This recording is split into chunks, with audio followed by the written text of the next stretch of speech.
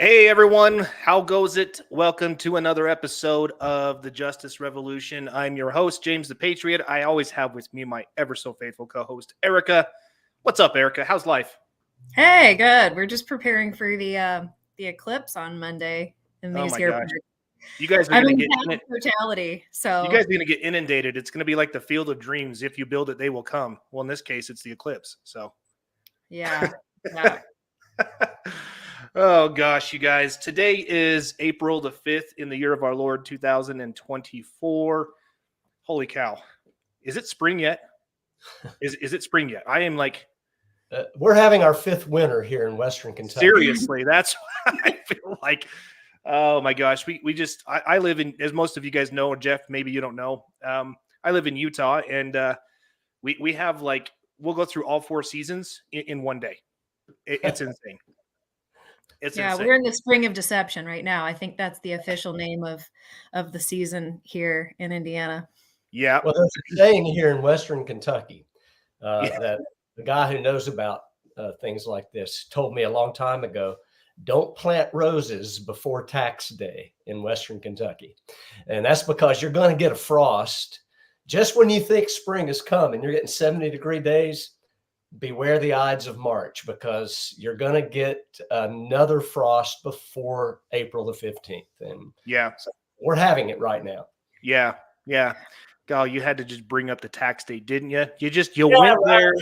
I haven't even introduced you yet, and bam, ripped the Band-Aid right off, and here we are. So, oh gosh, no, I apologize. You guys, thank you so much. All of our faithful listeners and those who tune into our live stream. You know, I apologize. I've been trying to get a show. I try to do a show once a week. As many of you know, life has been crazy for me this last 3 or 4 months. I swear, once I get my new house done, once we get into our house, I'll be able to get back into a swing of things. So I apologize, but thank you guys for being so patient with us and with me. So I always have to laugh. Diesel for We the People. Welcome back to your show, James. LOL. Thank you, Diesel. Can always count on you for great comments. So real quick, before I introduce our guest with us today, let's update you guys on a few things, because C to AZ asks for some updates. So yes, I think if you guys remember, the last time that we talked, or that I mentioned what I was doing with my case, was I've decided to appeal my case to the 10th Circuit Court of Appeals. So I went ahead and filed a notice of appeal. I've done all of that stuff there. And just for those of you who don't quite remember, this is on the property tax situation in my home. So I filed a notice of appeal. I got some documentation back from the appellate court. It's $600 to appeal a case to the appellate courts. I haven't paid the $600 because, as I've been researching and looking at this, and I've been researching a lot of cases, I don't see how I can come out on top with this. Even though I'm standing on the right side of the law, even though as one of the people, as one of the sovereign people of this country, I have a right to acquire and possess property, the documentation that I've been duped into signing long before I knew what I know now says otherwise. And I'm seeing more and more decisions coming from not only the appellate courts, but also the United States Supreme Court, where, well, hey, you volunteered, right? Erica, we've heard that before, right? You volunteered. So I went over this, I think, was it our last episode or the one before that, Erica, where I pulled up the special warranty deed? Right. And it says right there, subject to property taxes. So I went ahead and, so if I guess the point I'm getting at is, if I go ahead and appeal this, the appellate court justices are going to look at that and go, well, wait a minute, you agreed to it right here. So how is it that you can say that you're not a taxpayer when right here it says you agreed to be a taxpayer? Does that make sense what I'm saying, Erica?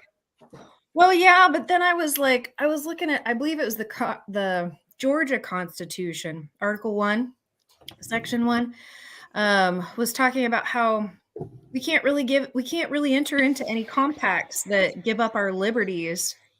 So I It's don't true. know.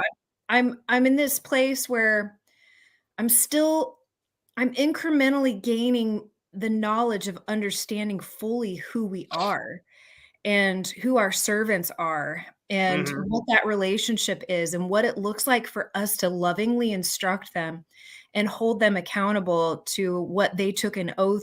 They don't know their oaths either. It's No. just like, nurses and doctors, we take these oaths during our ceremonies when we become our licensed selves.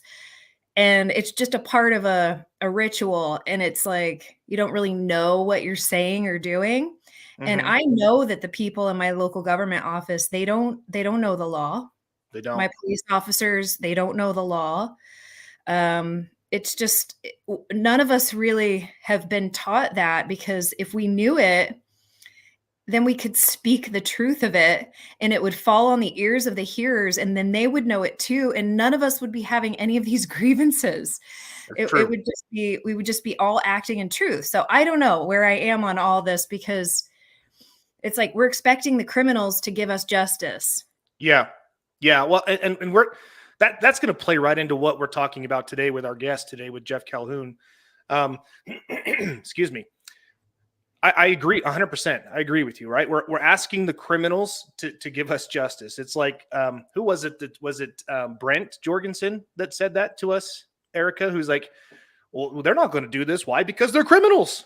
Oh, Brent Johnson. Yeah. Johnson, excuse me. Did I say Yep. Jorgensen? I meant Johnson. Uh-huh. Brent Johnson. Yeah. It's like walking up to somebody who's busting down the glass window of a gas station who's about to rob it. You're like, hey, you're robbing that? Well, duh.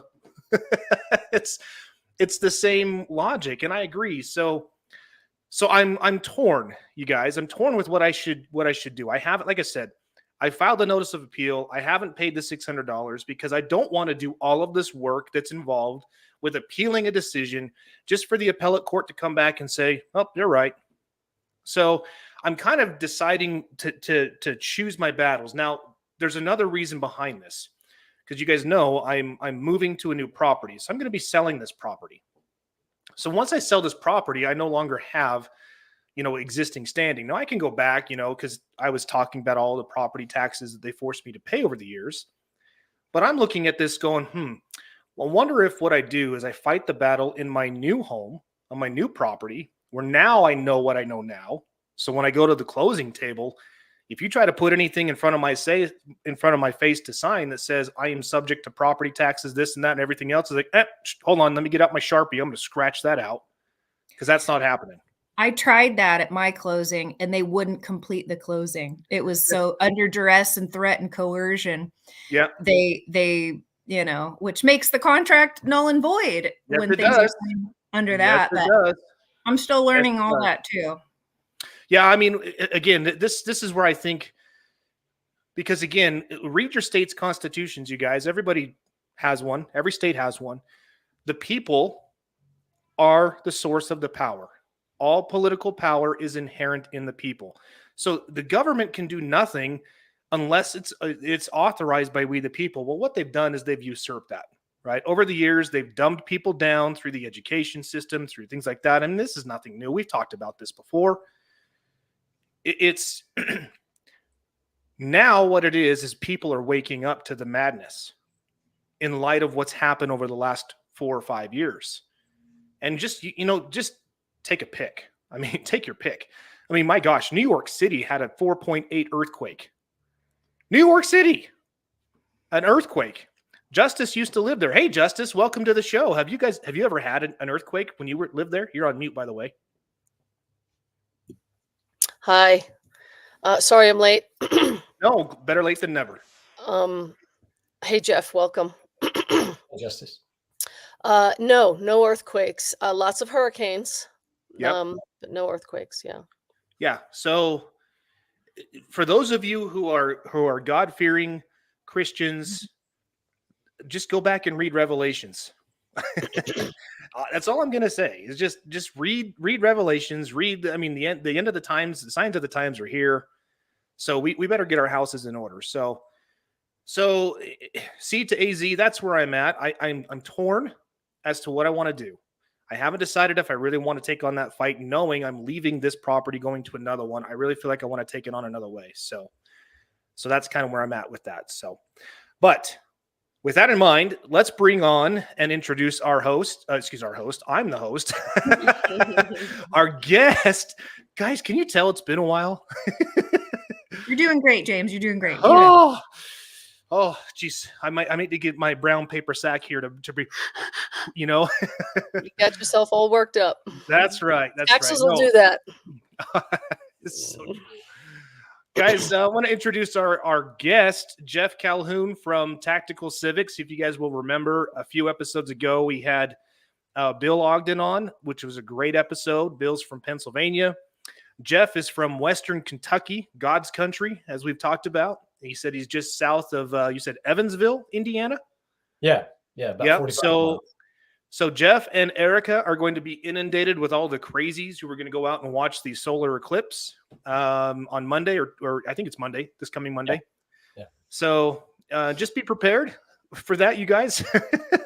But with that, Jeff, I'm gonna allow you to come on, introduce yourself, and we're really gonna just talk a little bit more about Tactical Civics. I mean, we had a lot of really good feedback from that episode we had with Bill Ogden.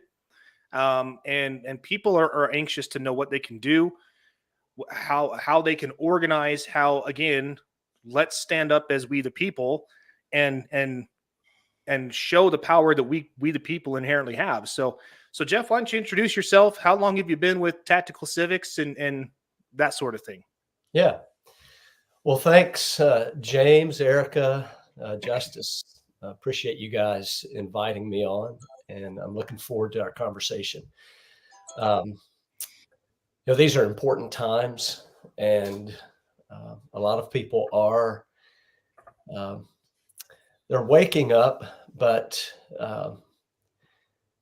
they're also owning up, and there's a big difference between waking up and owning up. If you wake up and stay in bed on your phone, you're not going to get a whole lot done. No.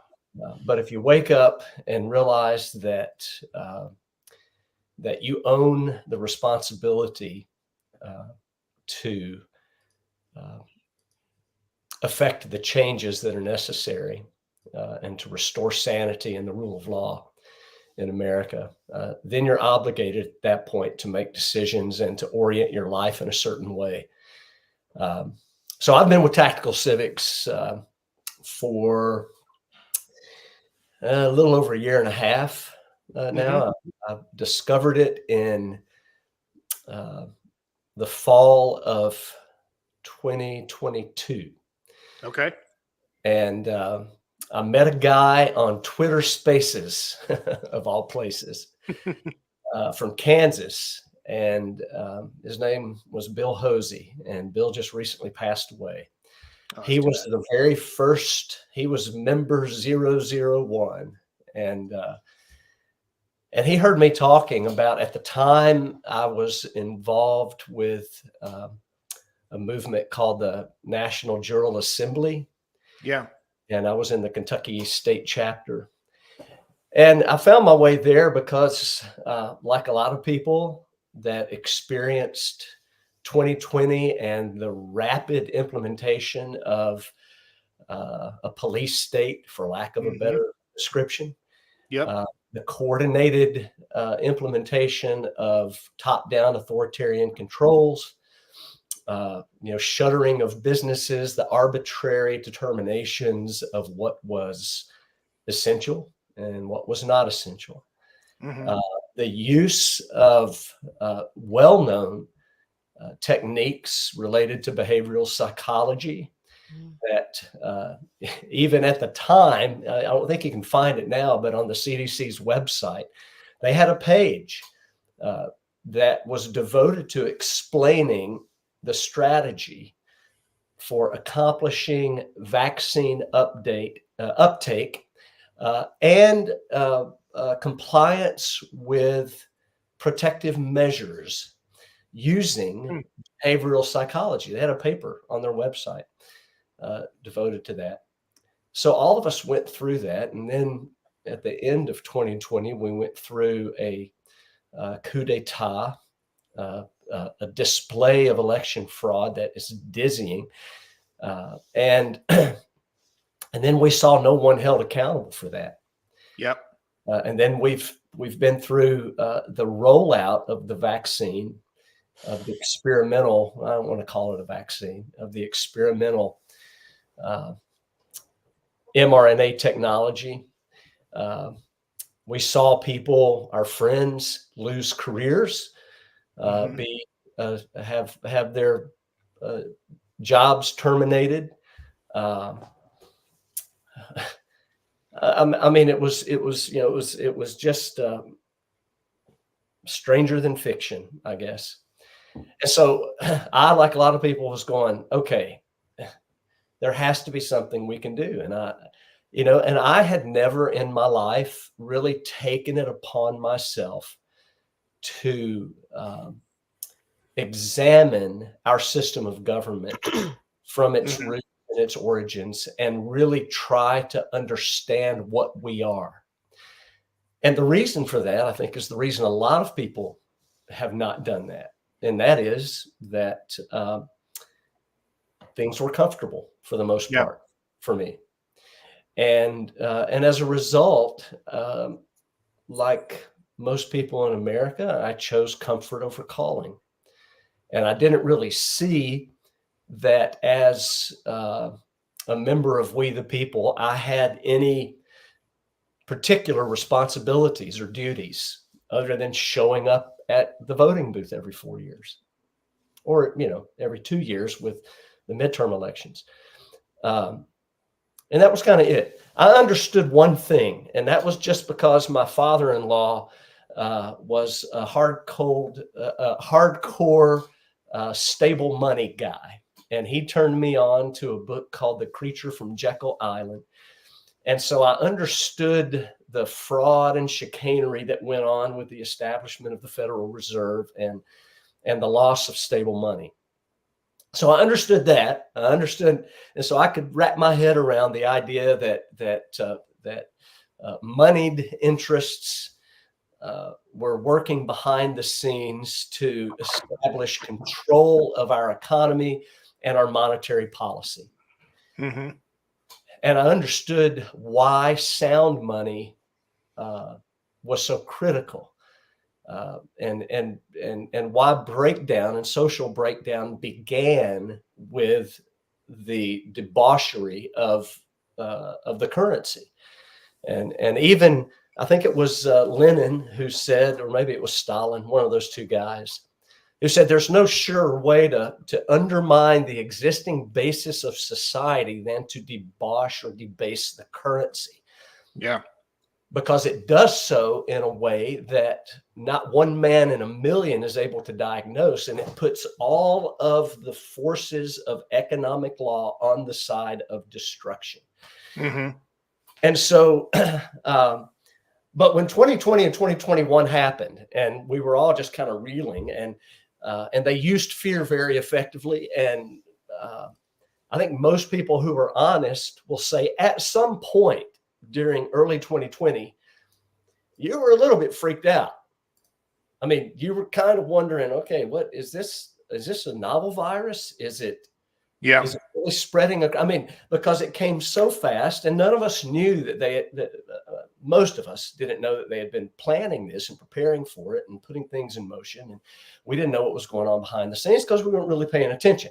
Economy was good. Stock market was good. Things, in 2019, things were booming, and, we were not paying attention. And it's been that way for quite a long time, actually.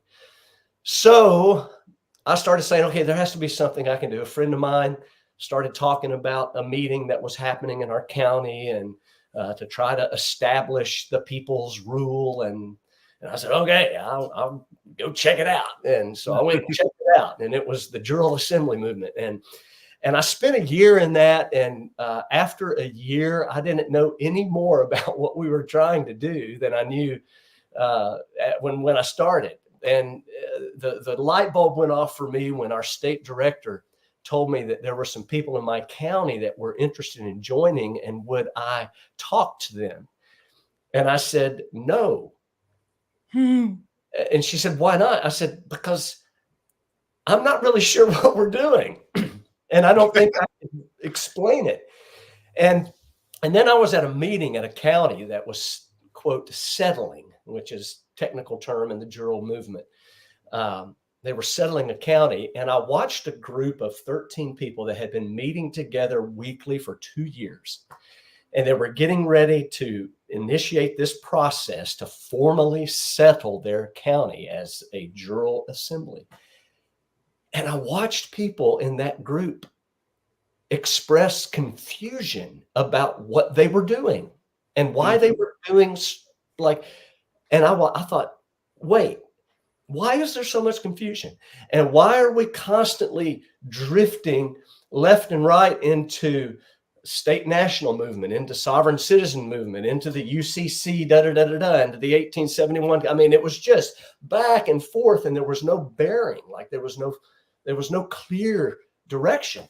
And I got frustrated. So I was talking about it on Twitter Spaces, and this guy from Kansas, and he just had a spirit about him when you heard him talk that you just felt like, man, this guy is legit. I mean, he's the real deal. And he had a ability about him, but he also had a clarity about just how the direction he was pointed in. And he reached out to me through private message. He said, hey, brother, I'd really love to talk to you. And he gave me his number. And so we got on the phone. We talked for like an hour and a half, and it was just a great conversation. And he said, man, I really love listening to you talk on the Spaces, and you've always got great things to say. And it sounds like, what you're trying to do sounds similar to what an organization that I'm involved with is trying to do. And he said, and it may be that what you're doing is great and will have results. He said, but then he said something to me that really caused me to kind of stop and say, okay, I need to really listen to what he's saying, because he said, brother, and this was on the phone. He said, brother, I just want to make sure that whatever you do, you strike rock. And it was like in that moment, I had this very sudden and clear realization that I was in sand and that he was on rock. I just had that sense. You know how you have those moments of just clarity, and you realize. And I said, brother, so let me tell me how can. And so he gave me a phone number of our CEO of Tactical Civics, a guy named Robert Drake. And we talked on the phone for about an hour and a half. And he sent me our 3 books that are our core curriculum in Tactical Civics. He said, here, brother, just read these. And because I was suspicious, because I had already spent a year chasing my tail with the Jural Assembly movement, and I like to describe it as diving down a lot of rabbit holes, but starving for lack of actual rabbits. And so I was suspicious, and I didn't want to do that again. And I said, well, I'll read through what you've got. And of course, Bill was compelling to me, and Robert on the phone, was very compelling, and I was impressed with just their clarity. And so I read the books, and then I called, excuse me. And then I called Robert up a couple of months later, and I said, I'm in, brother. You just tell me what to do. I'm in, and I'm going to burn the ships. This is a solution. This is something that rings at every level with clarity, with truth. And it for me, it was especially encouraging because I've been in local church ministry for the past 20 years. And then 20 years prior to that, I was a professional musician, toured, recorded in the Christian music industry. And I was really encouraged because I could see at every juncture in what I was reading about Tactical Civics that it all came back to glorifying God, and more specifically, that their first pillar was to glorify Jesus Christ. And so that really encouraged me and challenged me because, like a lot of Christians in America, I didn't really see my faith as central to civic duty. I just thought the two kind of lived in different spheres, and Yeah. And in tactical civics, what I saw was that there were some key portions of scripture that I was reading wrong, and never knew that I was reading them wrong. And so I joined, and that was in September, I think, of 2022. Since that time, I've become a regional coordinator over 3 states, Ohio, Kentucky, and Tennessee. I'm a national spokesman and co-founder of Tactical Civics. And so that's why I'm here today is because what I found in Tactical Civics was a peaceful, lawful, constitutional, long-term, full-spectrum solution to restore sanity and the rule of law in America, and to restore our republic to the founders' vision. Yeah. And so that's why I burned the ships. That's why I said I'm in it, and I will commit myself to this mission and until I breathe my last breath. Awesome. And I realized that a commitment like that was necessary because, as I discovered in the research that I did, and the beautiful thing about Tactical Civics is, they just lay out, if you want to do a deep dive into solid documentation of our founding principles and of chronicling the crimes that have been committed to undermine the fundamental basis of our Republican form of popular constitutionalism. Here are the books. It's all researched. It's all documented. The receipts are here. This is no hocus pocus. It's no esoteric special knowledge that you can't really lay your hands on. It's right here, hiding in plain sight. All you have to do is do the work. And so I did the research and educated myself. And what I was finding was that that how we got here, like how we got to 2020. Let's just use that as kind of a turning point, a tipping point. How we got there was not something that had happened over the previous decade or over the previous 2 or 3 administrations or even over the previous century. This was something that had been unfolding and had been really earnestly at play for over 160 years. Yeah. You can really see it all. You can see the turn happen during Lincoln's administration. Yep. And that's where you see industry and banking and government come together and chart a path forward that went off-road. They turned away from our constitutional form of government, from our system of our Republican system of government, of popular sovereignty, and they concentrated power in industry, banking, and government, and brought those 3 things together. And it's taken on different forms, and it's expressed itself in different ways over the past 6 generations. But that's kind of when it began.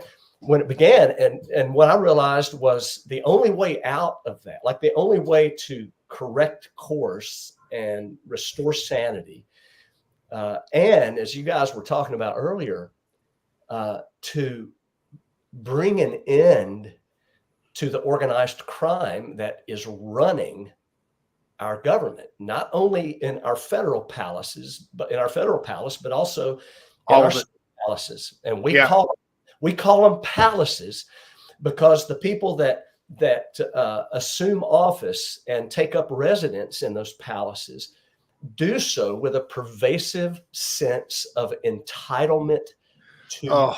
rule. They Oh my gosh, Jeff, I can't. entitled to rule. I can't tell you. You hit the nail on the head with that one. Would you guys agree, Erica and Justice, that Oh, beyond all of these entitled snowflakes, that's what I'm going to call them, because they all think that, well, I am a senator, or I am a congressman, or a congresswoman, or I'm a governor.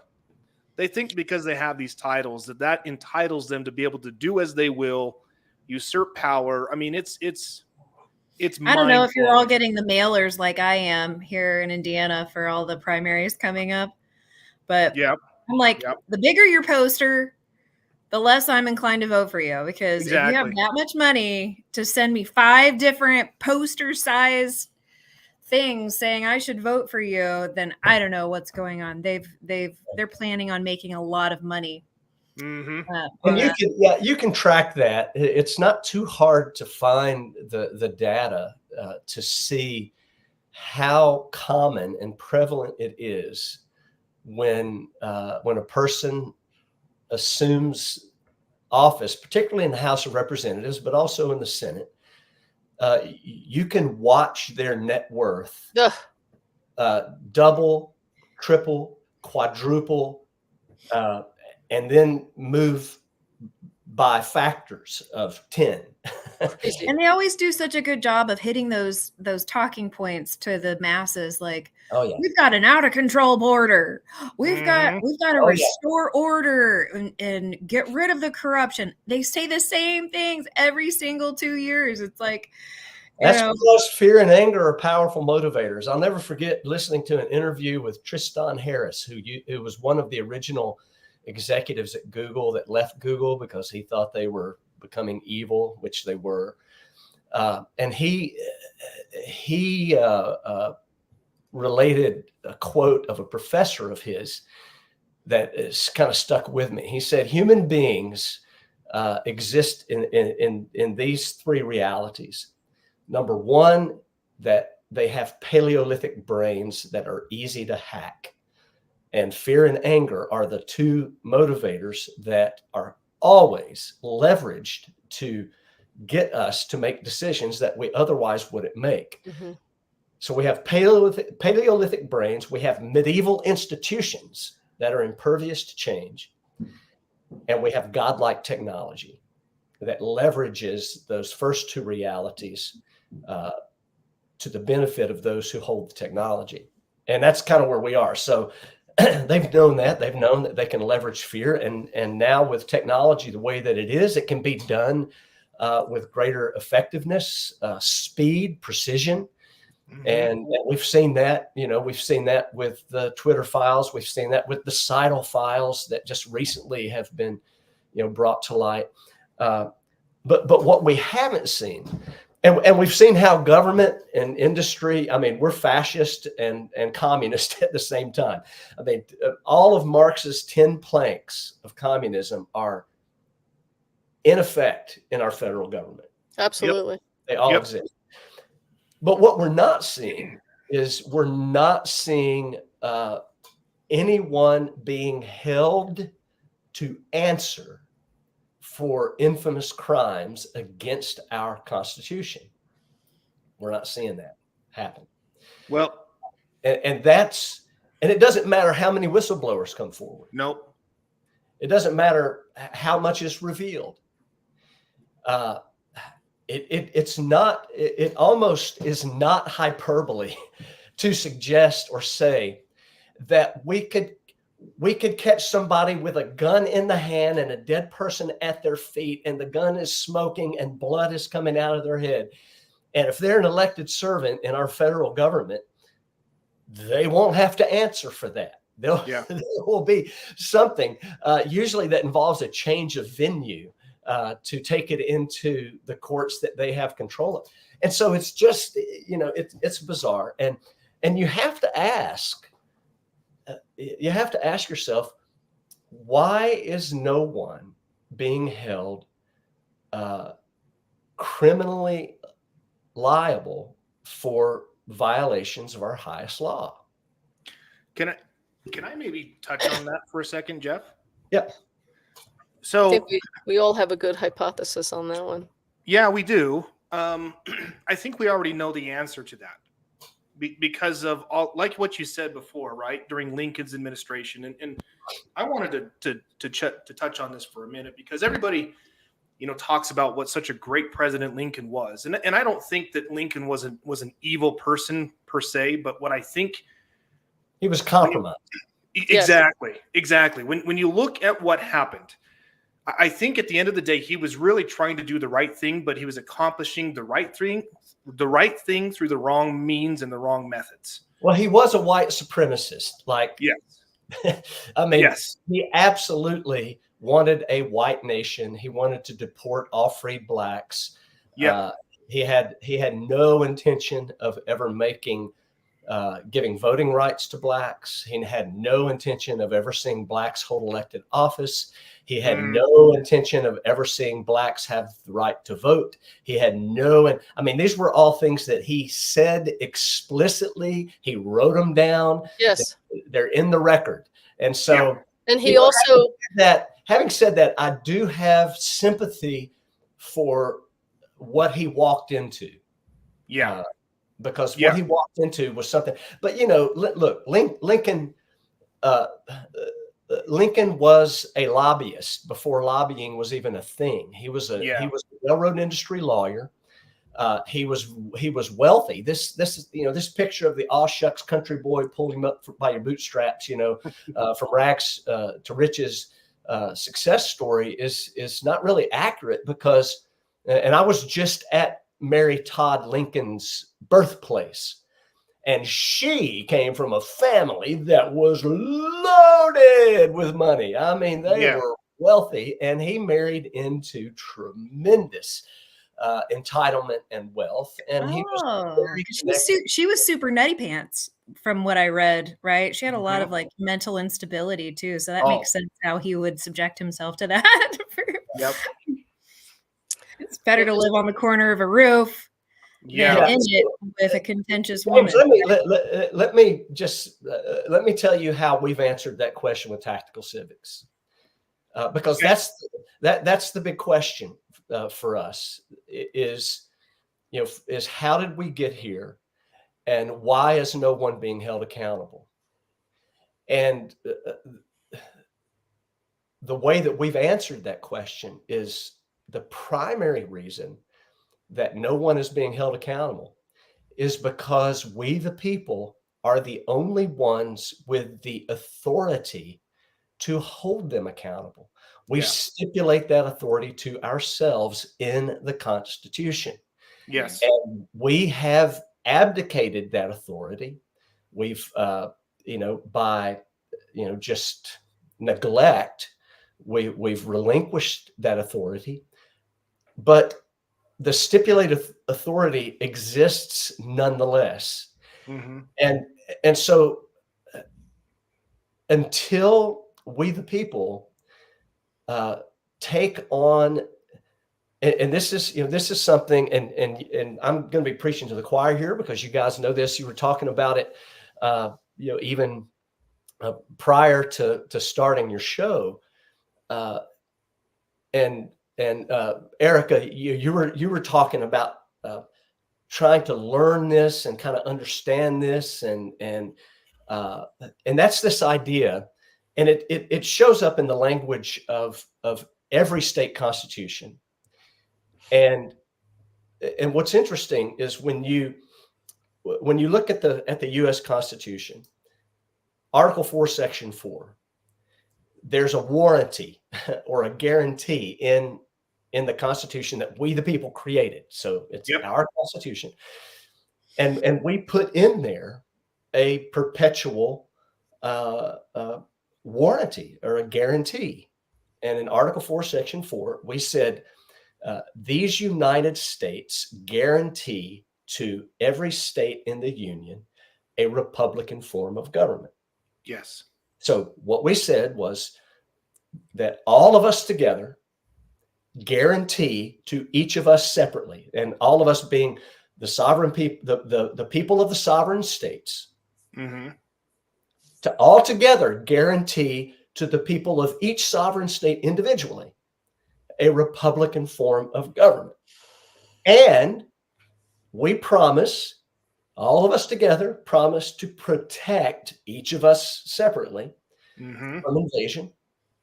And upon application of the legislature or the executive, if the legislature can't be convened, from domestic violence. So protection from invasion and from domestic violence. So we guaranteed that to ourselves. And so then the question is, okay, most people, and this would have been me 16, 17 months ago in the fall of 2022. If you'd have said, what is a Republican form of government? Well, I would have answered that, well, we elect our representatives. And that's the way most people would probably have answered that is, okay, a Republican form of government, that means that we're representative. So we're not a pure democracy. We're a representative republic, and we elect people, from among the people to go and represent. And that's the way we would answer that. But when you ask yourself, okay, but what did the founders have in mind? What did the people of the founding generation, that generation that of the revolution from 1760 to 1775, and then in those early years of the Confederation of States, and then when it became evident that if we didn't do something, then England, Spain, and France, less France, but they were opportunists. England and Spain, yeah. England and Spain, without question, were going to carve us up and divvy out who got what, and that was happening. England on the north, France in the south.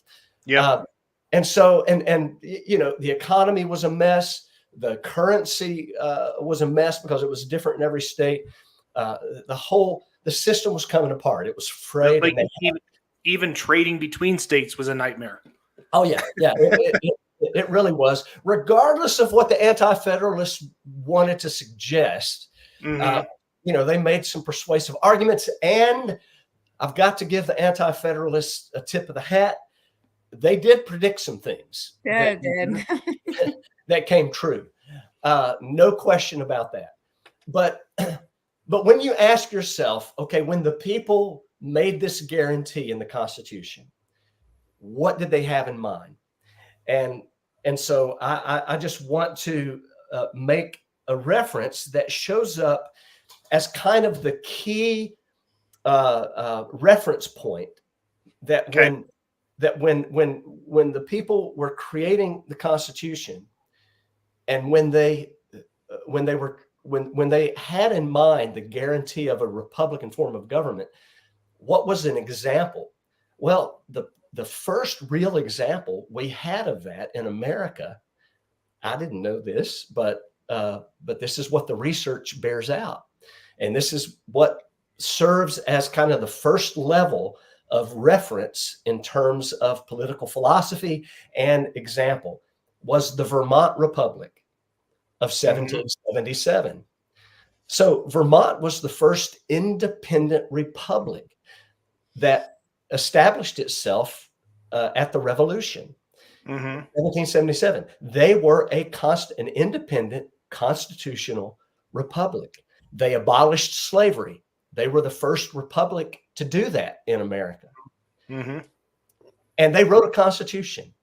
And this is the first reference when you look at the models for that clause in the Constitution, and all of the documentation, all the correspondence, the debates, the letters, the Federalist Papers. This is what they were looking at, and I want to share this with you because can I just real quick, Jeff, before you get into that, I just wanted to touch on a couple things and finish up some thoughts that I had on this as we've been talking. So we talked about why has nothing been done? right? No matter how many whistleblowers come out, why aren't these people prosecuted? Why aren't they taken to jail? And all of these things. So there's a number of reasons why. Jeff touched on it. It started with Lincoln's administration. One of the things, I don't know if you guys heard this, Erica or Justice. Did you hear Jeff when he said that Lincoln was a what? A liar? Yeah. Right? He was a lie. You guys all know the term I give to attorneys, to lawyers, is a liar. Capital L-I-E, lowercase y-e-r. Okay. You know, I have no love for lawyers at all, because their allegiance is sworn to an organization that is not the Constitution. Let's put it that way. It is not to protect the rights of we the people. We know this. I'm preaching to the choir. So when you start looking at things, and this is where I think Jeff is heading, and we know this because we had Bill Ogden on, and we talked about the purpose of tactical civics is to reassemble the grand juries. We're going to get to that.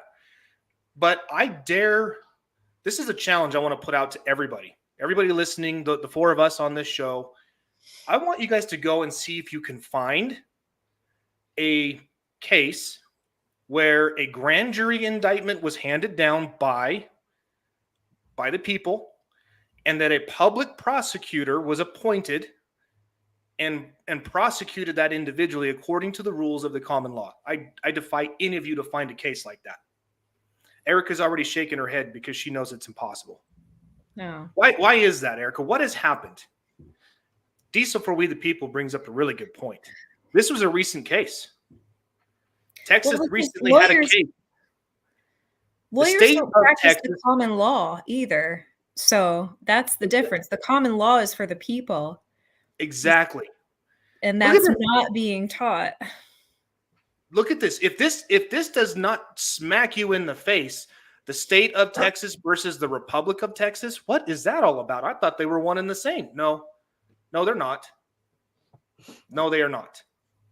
So we have to be vigilant on these things. You need to know 99.99997% of the prosecutions that take place in any state in this nation are prosecuted under the name of the corporation of the state, because it's easier to prosecute people that way. We don't want to have to guarantee you your rights. We don't want to guarantee you a right to not be criminally prosecuted unless an indictment is handed down by a grand jury. We don't want to do that.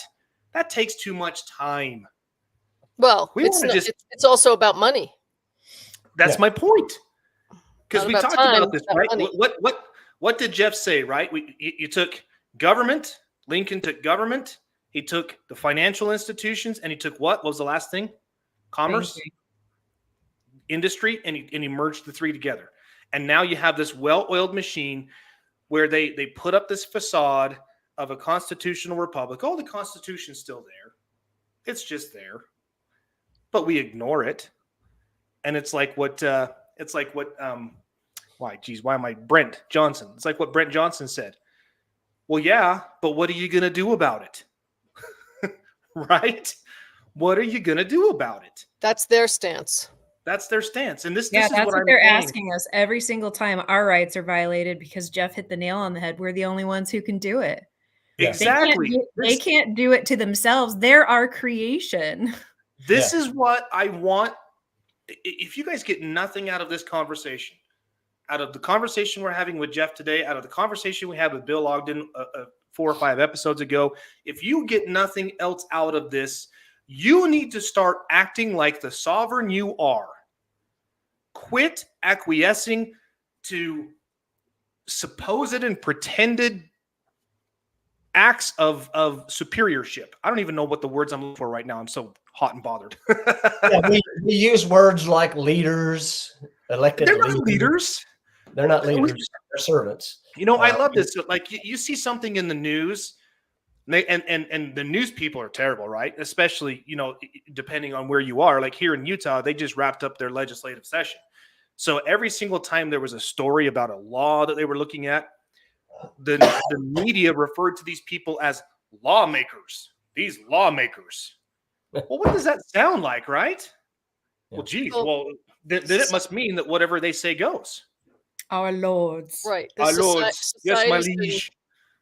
it's been a We very, used to serve very you. long, intricate plan to, to deceive the peoples for hundreds of years. And the corporations are involved, the politicians are involved, Hollywood is involved, your local politicians are, the school board systems are now It's involved. it's It's all of one, it. and that's the thing, is that people think it's all these small particulate No, organizations.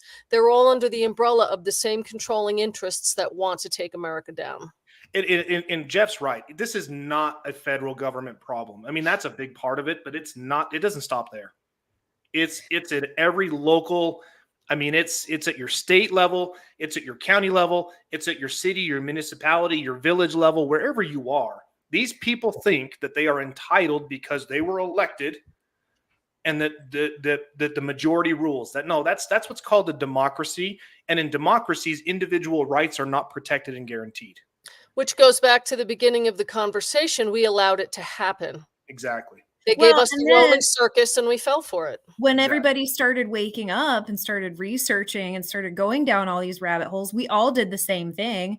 Like Yeah. we're all looking for the gurus, the ones who know the answers, the ones who Where's the magical savior? right, Who's gonna where's the come? form I need to fill out? Where's Exactly. the whatever I need to send? And it's really, that's what's so beautiful that I'm finding as I'm studying this stuff, is that it is so foundational. It is so simple. You don't have to memorize the UCC. You don't have to memorize case law. You don't have to become an amateur lawyer and go into these statutory legislative tribunal courts.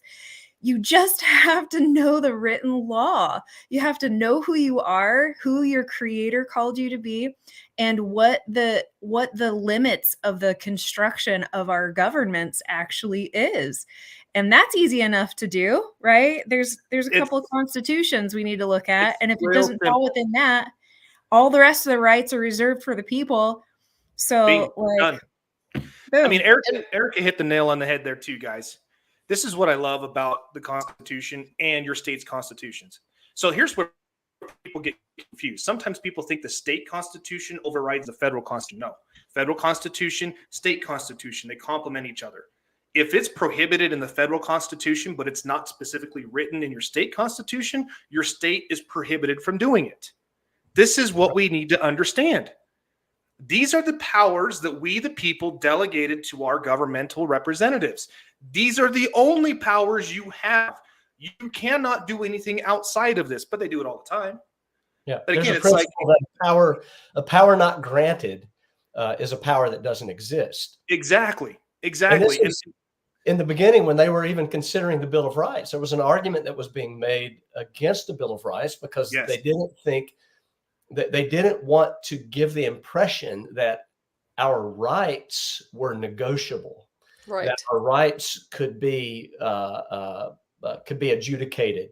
When they're and Hamilton, which I'm no fan of Alexander Hamilton, by a long shot, but he was smart enough to know. He made an example of. So we're saying now that the government shall not infringe on a free press, on the right of a free press. He goes, well, how can the government infringe on something that we didn't give them the power to infringe? So that power wasn't granted. So if that power wasn't granted, then the power doesn't exist. It's negated because they can only act in the powers that we grant the federal government to act. And so he understood that. That's a fundamental principle. And when you look at the guarantee, and this is something we were talking about, and I'm going to go somewhere with this, but it's important to point out. You look at the Vermont Constitution of 1777. It's the first and best example of what was understood and what they meant and had a clear understanding of by Republican form of government. And look, what we need to understand is that it hasn't been a recent phenomenon that there's opposition to this system of popular sovereignty and of sovereignty resting in the people. I mean, there were founders that Benjamin Rush is an example, who had a period of what's called high federalism. And Benjamin Rush was quoted as saying, "It is written, or it is said, that all power is inherent in the people." And he said that's a most unhappy construction.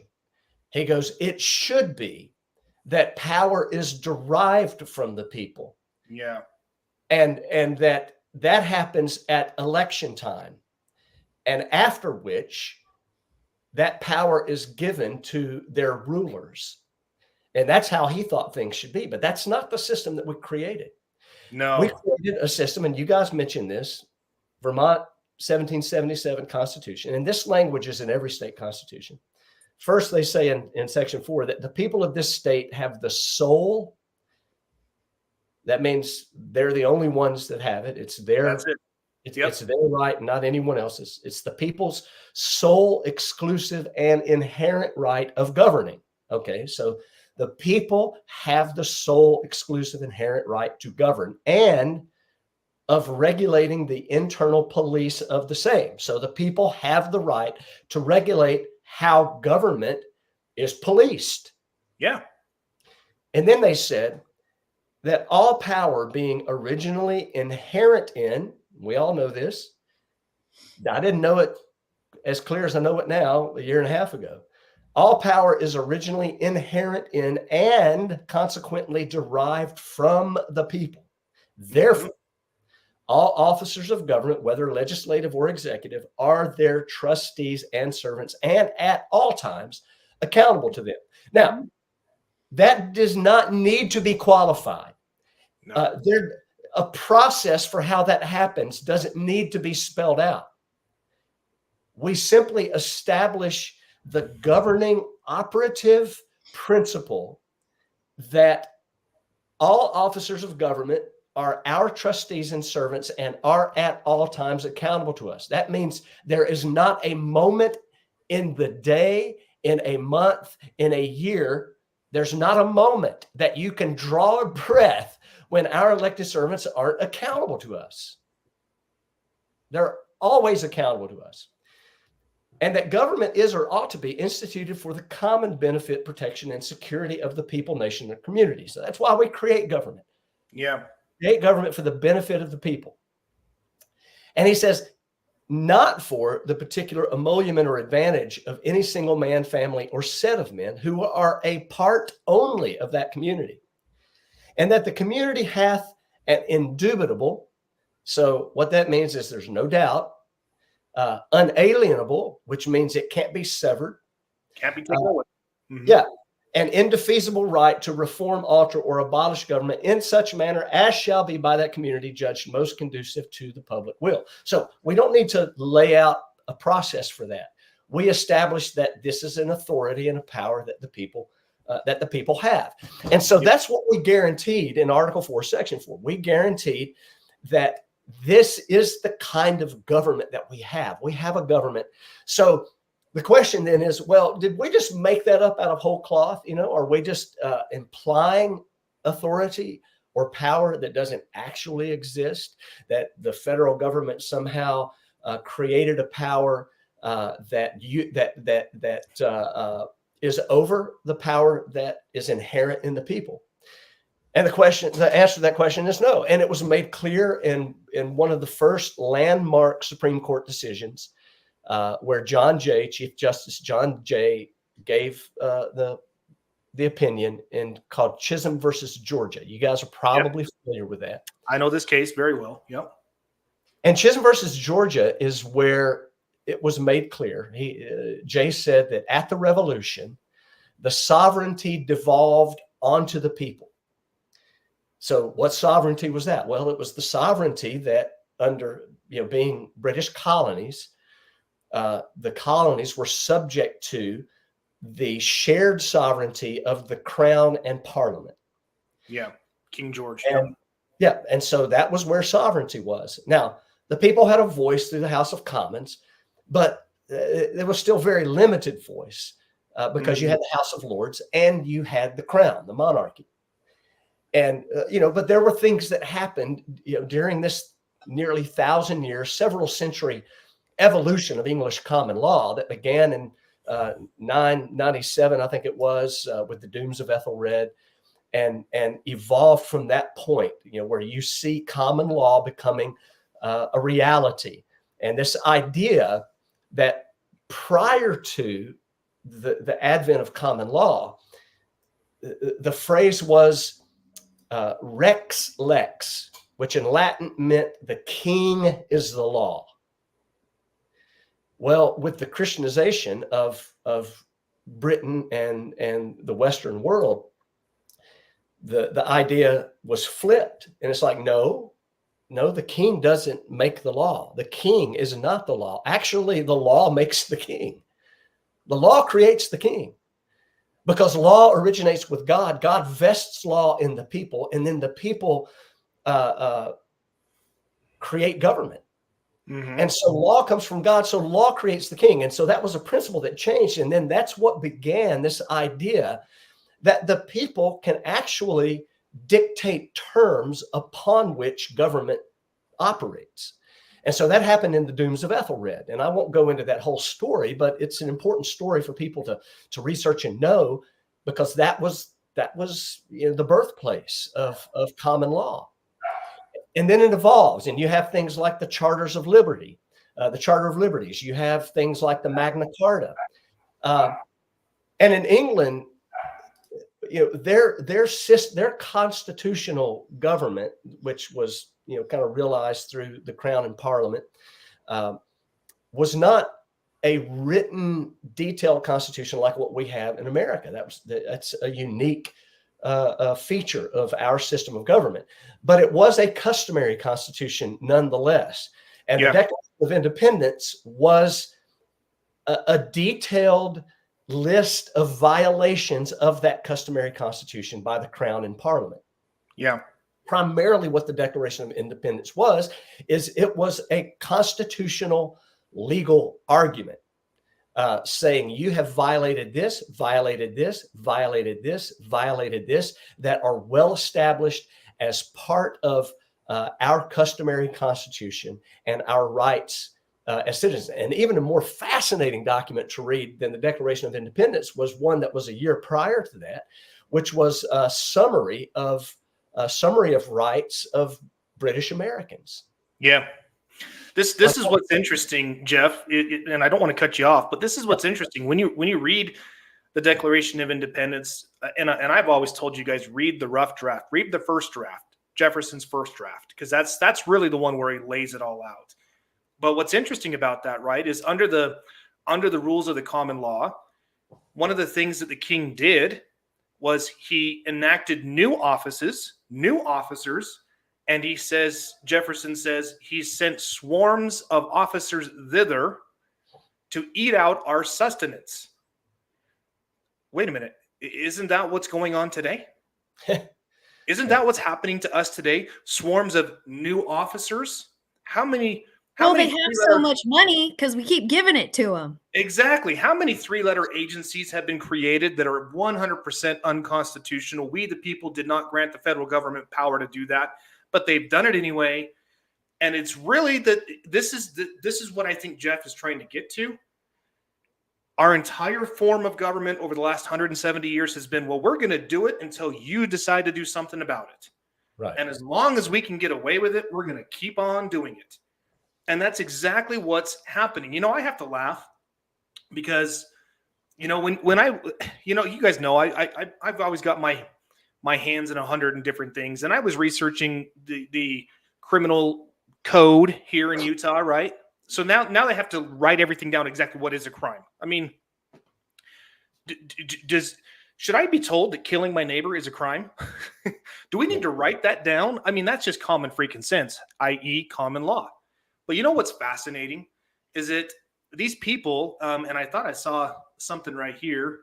Yeah, right here. This My Dog Rex. What causes anybody to believe that a state, a gang of men, has authority over any man? That's exactly the way they believe.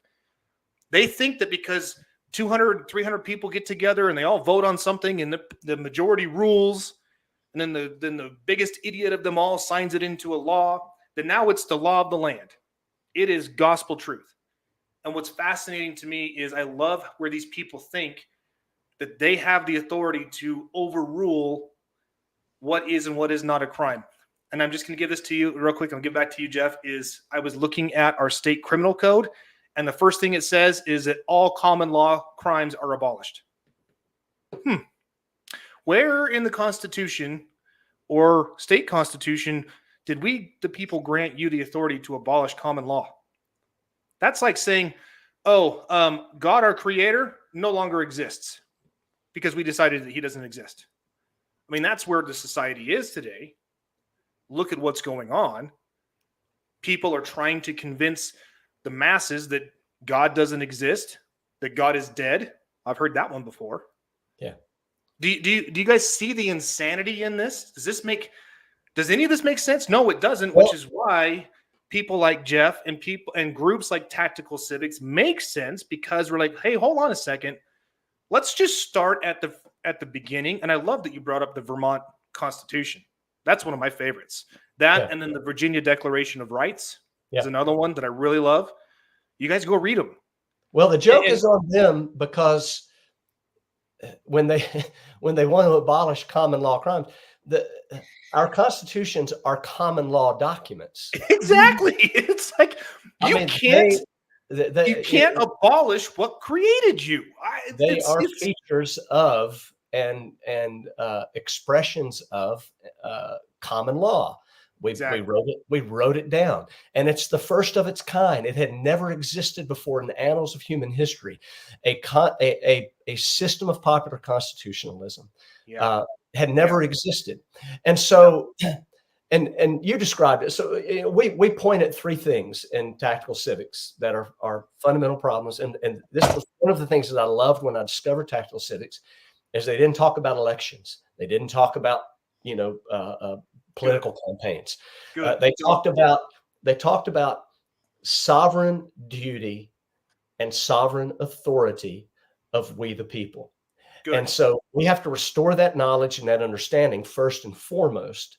And when we ask the question, how did we get here? And then how do we fix it?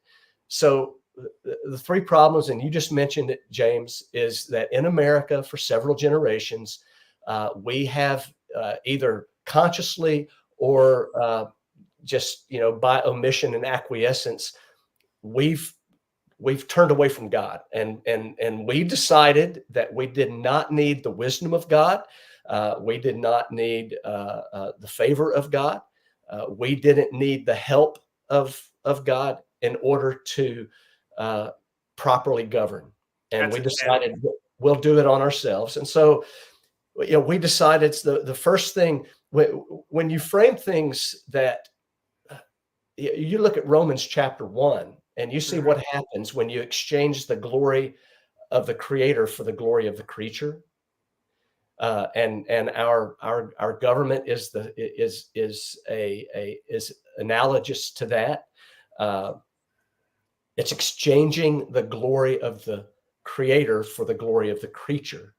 And that's what's happened in our government, and that's what's happened in society, is we've put man at the center and we've shoved God out of the way. And that's what's happened in government. We've put the government at the center and shoved the people off stage. And so we have to bring the people back to the center. And in order to do that, we have to bring God back to the center. We have to recognize that he made us. We didn't make ourselves. We are utterly dependent at every level of our being and our existence. At every single level, we're dependent upon Creator God. And God is the ground of being. And we have to rely on the wisdom of God, on the truth of God. And we have to return to that in America, because that's our system. That the only way that a Republican system of government can flourish and operate is on a moral and religious people.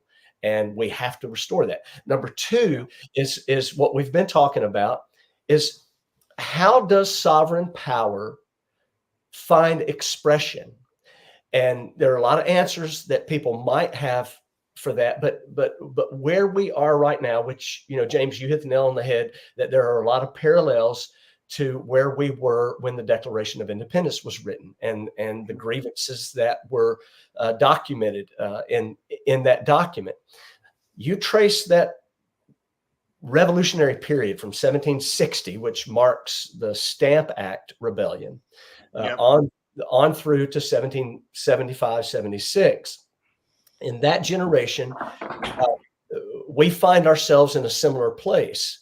But there's two key differences, and this is where we really zero in and focus in tactical civics. Two key differences. Number one is in that revolutionary period, they were under a system of British monarchical parliamentary government, of a sovereignty that was shared between Parliament and the Crown, and they were subjects. And so they were, as subjects, pressing for the recognition of fundamental rights. Mm-hmm.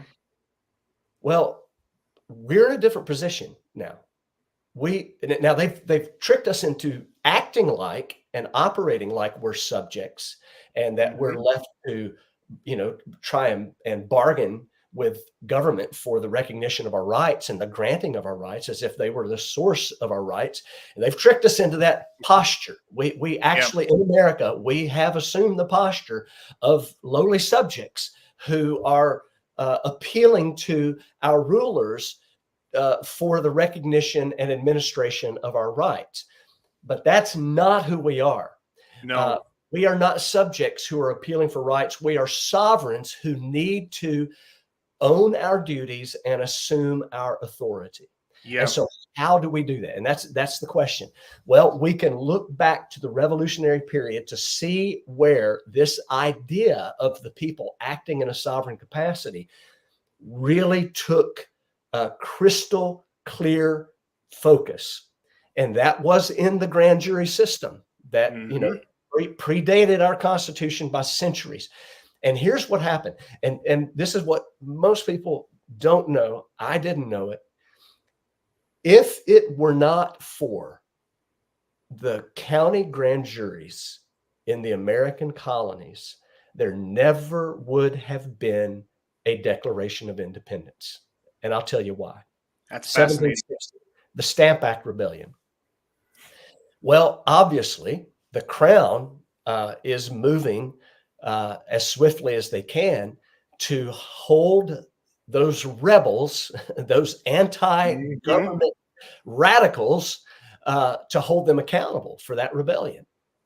And so they were seeking to charge, arrest, prosecute, and convict, and then imprison these resistors, these rebels. Mm-hmm. Well, why weren't they able to do that? Well, because they had a system, and the grand jury was in the center of that. And the grand jury was a body of the people that operated independently of the Crown. Independently of the government. That's the key. Independently of the government. They were a body that exclusively belonged to the people, under the aegis of the people, and not under the authority or control of the government. And guess what happened? The grand juries refused to issue true bills of indictment against the Stamp Act resistors and patriots that rebelled against the unlawful and illegal Stamp Act. The grand jury endorsed and validated the resistance by saying, we refuse. What did the imperial justices do? And the imperial, they threatened the grand jurors with hellfire. I mean, the pronouncement from the imperial justice, where you are in danger at this moment of the fires of hell if you don't issue a true bill of indictment against these rebels and these resistors and these lawbreakers. You go back in, reconvene, reconsider, and come back with another decision. And they did. And they wrote a notice to the imperial justice, and they held their ground. 1769. John Hancock. Okay, so the Crown. So this was happening, right? This was happening. The colonial grand juries at every turn were a bulwark against this tyrannical government and protecting the people. So at every turn, they were refusing true bills of indictment. So what did the Crown do? Well, they got crafty, and they created admiralty courts. Oh, wait a minute. Whoa, whoa, whoa. Hold the freaking horses. Yeah. So admiralty courts, they were juryless. Oh, not those. No. We don't. This isn't. Yeah. Give me a break. They This were whole. juryless courts. So John Adams. No, those John don't Adams. exist. Come on, Jeff. John You're Hancock filling our is heads full of lies. John Hancock is sitting in an admiralty jail. This is documented. John Hancock in 1769 is sitting in a Suffolk County admiralty jail, awaiting trial, juryless trial. Wait a minute. Isn't that called a bench trial? Yeah. Yeah, they didn't care about, they didn't care about rights, and, they were way beyond that. What do you mean then? That's happening now, today. Yeah, exactly. Sorry. Keep going. Keep going. Yeah. I'm just getting too excited with these stories. How did the people prevent this lawless, illegal,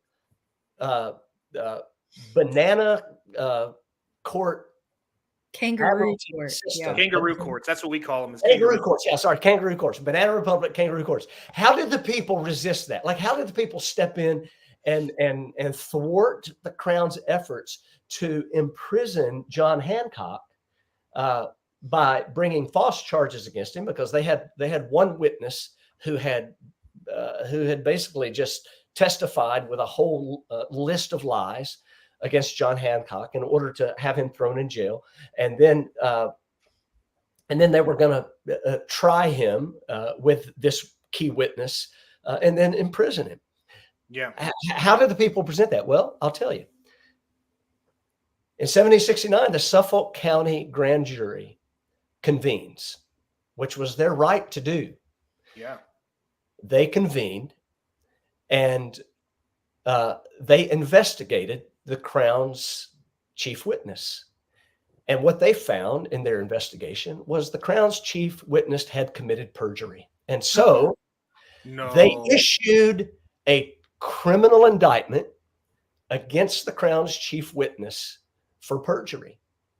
Well, the Crown's chief witness knew that the county grand jury and the militia had more teeth, and their bites hurt a lot worse than what this kangaroo admiralty court could do.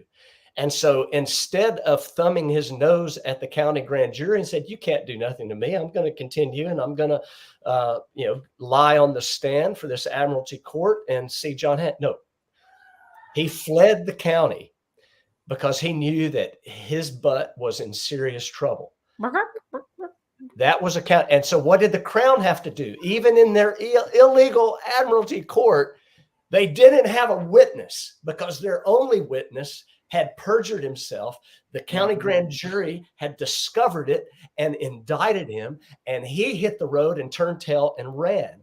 John Hancock gets let out of jail. Now, I could go on for the next hour and tell you story after story after story after story of county grand juries, colonial grand juries, pre-revolution, pre-constitution, that were a bulwark and defense that stood strong against a lawless and illegal Crown government and protected the patriots. They did it in all the Boston Tea Parties, and not just the one in the Boston Harbor, but the ones where they were taking tea out in the middle of fields and setting them on fire and destroying them. Well, the Crown was seeking to prosecute those people. Why were they not successful? Because at every turn, the county grand jury said, "Nope, no, you don't, no, you don't, no, you don't." They are justified in their resistance and in their rebellion, and we refuse to honor and recognize a lawless attempt at a lawless prosecution. So we will not. So this is our heritage, and this is who we are as Americans. The founders understood the grand jury system at a deep internal and implicit level. And that's why, so what we get hung up on is you won't see a lot of language in any of our constitutions about grand jury. No, you don't. And why is that? Because it's not a creation of our constitutions. It is a feature and capstone and lives in the bedrock of English common law, of which our Constitution, federal and our individual state constitutions, are the pinnacle of the evolution of English common law. And the grand jury system is foundational, along with the militia, which is a body of the people attached to, and you can read this in Madison's Federalist number 46. He describes the people at arms attached to what? A subordinate government. At every turn, the government is subordinate to the people. The people have law enforcement authority that we stipulate to ourselves in the Constitution, Article 1, Section 8, Clause 15, militia to execute the law of the Union. Yeah. That's So, the Jeff, authority. can you explain a little bit more if it's so foundational in the bedrock of our existence?